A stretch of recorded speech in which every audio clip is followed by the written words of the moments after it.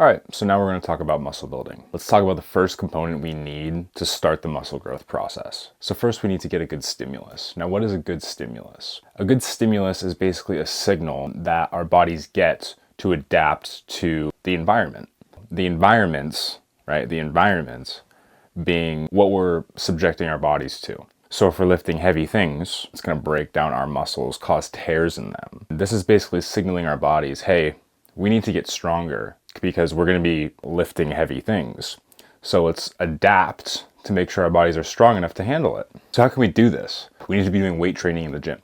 So we need to be going close to failure or to failure on our sets. Now say we go in, we're going to do 3 sets of bench press. If we're leaving 5-6 reps in the tank, probably not a super good stimulus to induce muscle growth. Because it's not going to convince our body that we need to get stronger to be able to overcome this weight. Now, when it comes to getting a good stimulus and training to failure, there's a concept known as RIR, which stands for reps in reserve. And the closer we get this reps in reserve number to 0, the closer we're getting to failure. So say we take a set and we have 2 RIR on that set. That means we have about 2 reps that we're leaving in the tank shy of failure. It's kind of something you gain experience with over time as you weightlift more and more. You kind of learn how many reps your body's able to do for a given weight. The closer we're getting to 0 RIR or 1 to 2 RIR, the better a stimulus is going to be for muscle growth. If we're at like 7 or 8 RIR, right? Maybe it's good for maintaining muscle, but actually building new tissue, giving that signal to build new tissue to your body, we're gonna have to go closer to 0 RIR or failure. So keep that in mind. But if we're going maybe a rep shy of failure or to failure, well, in this case, we could get a good signal that, hey, these are heavy weights. We're really tearing down the muscles. We need to build back stronger. An example I like to use, say you have a truck and this truck is gonna move a boulder from point A to point B.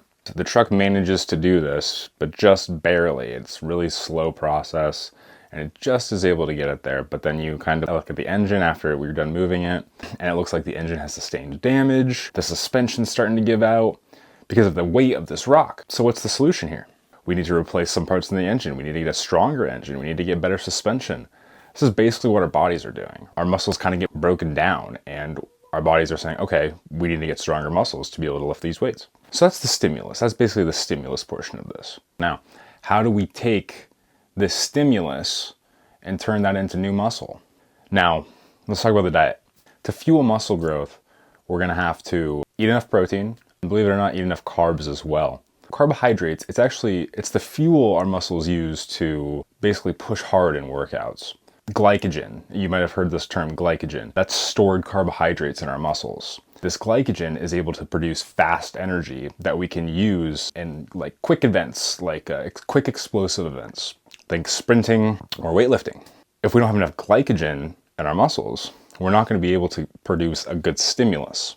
Because if we're not pushing really hard on our exercises, which is fueled by our glycogen stores, we're not going to be able to produce a good stimulus to induce more muscle growth. So make sure we're eating enough carbs as well. People throw around the keto diet and all this for losing weight. Definitely not a good idea for muscle growth because you want to be able to be fueled up with carbs so you can have good workouts. And then protein, each protein, shoot for 1 gram per pound of body weight, but you can get away with a little bit less than this. Make sure we're eating enough calories as well. We need to convince our bodies that we're not starving. If you think about our environments, how do we convince our bodies to build more tissue? If we're in a calorie deficit in any way, our bodies are going to be thinking, okay, hey, we're not getting enough calories to maintain ourselves just as is. Why would we want to put on new tissue at this point? So it's best to eat in a slight surplus when it comes to gaining muscle. Eat in a slight calorie surplus and eat enough protein and make sure you're eating enough carbs to fuel your workouts, all right? Basically have a balance that. You want to throw fats in there as well for hormone health and other things, but really focus on those carbs and focus on those proteins. So that's that. And now rest and recovery, let's talk about that. So with rest and recovery, so it's going to be sleep and it's going to be our training frequency, how often we're training a specific muscle group. Sleep is an easy one. Just make sure you're shooting for 8 hours per night and be consistent with that. Sleep is a huge deal when it comes to building muscle.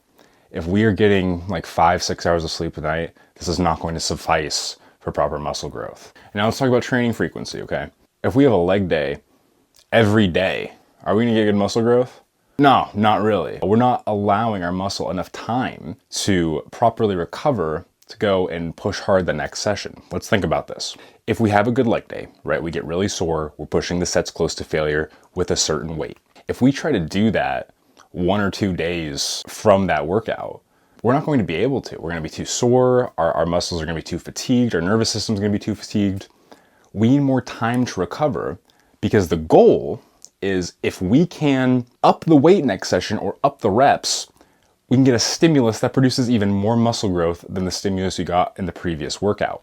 So if we're not allowing enough recovery time for our muscles to fully regrow, we're not going to be able to get this new stimulus with higher weight or higher reps. So we're not going to see continued muscle growth.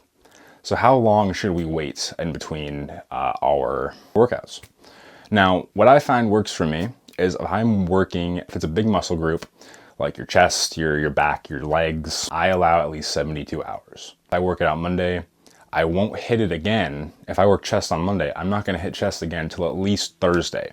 I'm gonna make sure it's properly recovered before I go in and try to get that new stimulus. Even for bigger muscle groups, like legs is so fatiguing for me. Sometimes I'll take a week between leg days to allow full recovery. Sometimes 3 days isn't enough. I'm still sore. I'm still kind of fatigued. Like, mentally, it's not there. So make sure we're being fully recovered before we're going in with the goal of muscle growth. Okay. Let's use the truck analogy again.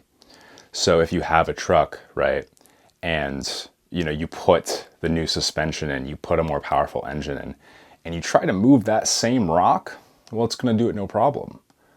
So great, but what's the issue here?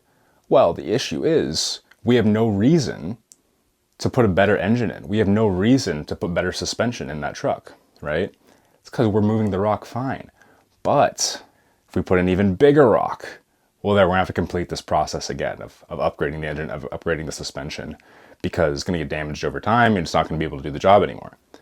So to move bigger and bigger rocks, more and more powerful engine in, which is muscle, right? In our case, we need to keep giving this good stimulus, or we're not going to continue to see muscle growth. And to upgrade that engine, to upgrade the suspension, it's going to take time. It's going to take, you got to order the parts, you got to put them in, you got to work on them. That's what our bodies are doing, okay? If you try to move another rock halfway between replacing the engine, it's not going to go so well, right? So let's review what we've talked about so far. The stimulus, right? Make sure we're pushing hard to convince our bodies to adapt. We have the nutrition to actually fuel new muscle growth. So eat your carbs to fuel the workouts, eat protein to fuel your muscles. Then we have rest and recovery. We're sleeping enough. We are having enough time between workouts so we can properly recover to push hard on the next session. This is the foundation. Ideally, this cycle can continue forever. So as you get more and more advanced, and as you go to the gym more and put more and more muscle on, you're going to start to get diminishing returns. It's just how it is. If you're in the gym for 10 years, you're not going to be putting on 20 pounds of muscle in a year anymore. When you're a new goer to the gym and you're just making your newbie gains, some people can gain 20, 30 pounds of muscle in the first year, right? And you can kind of do whatever you want and your body will just adapt super quick because it's really not used to lifting weights. It's going to put on a bunch of muscle really fast. But after this period's over, they slow down considerably. So that's when we have to use these training principles to make sure we're seeing consistent muscle growth over time.